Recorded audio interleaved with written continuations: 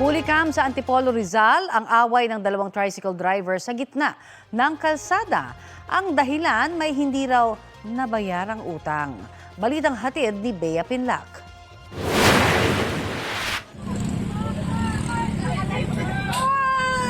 Tila eksena sa pelikula ang away ng dalawang tricycle driver na yan sa Provincial Road sa Barangay San Jose, Antipolo, Rizal kahapon. Bahagyang bumagal ang daloy ng mga sasakyan habang nagsisigawan at naghahabulan ang dalawa. Ang isa may hawak na kutsilyo habang tubo naman ang hawak ng isa pa. Sugatan ng tricycle driver na may hawak ng tubo matapos masaksak sa kaliwang daliri. Sinaksak niya ako bigla, hinaharap ako dyan. Alam na nila, malalaman na ikaw isa pa doon. Malalaman ngayon yan. Dat na namin, nag-aaway na nga, may pasaheros pa sila na buntis, mag-asawa.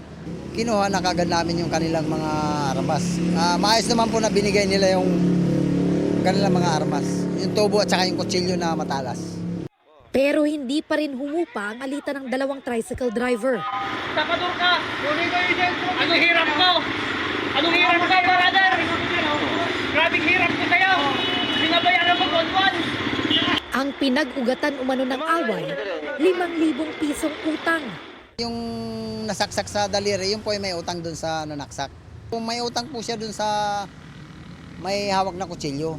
Itong suspect ay allegedly binayaran itong biktima ng paunang bayad o down payment sa binibili niyang tricycle. 8 buwan na umanong sinisingil ng suspect ang biktima.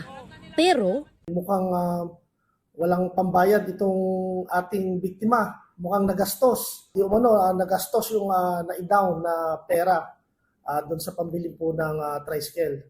Kaya itong ating suspect ay nagkaroon ng galit dito sa ating biktima. naaresto ang tricycle driver na nanaksak. Sinampahan siya ng reklamong attempted homicide. Talagang may utang po sa akin. Yun lang po.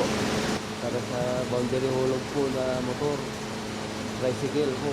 Ay okay na po yun, ma'am. Nag-commit na po. Sinusubukan pa naming makuhanan ng panig ang biktima. Patuloy pa ang investigasyon ng pulisya sa insidente. Bea Pinlac, nagbabalita para sa GMA Integrated News.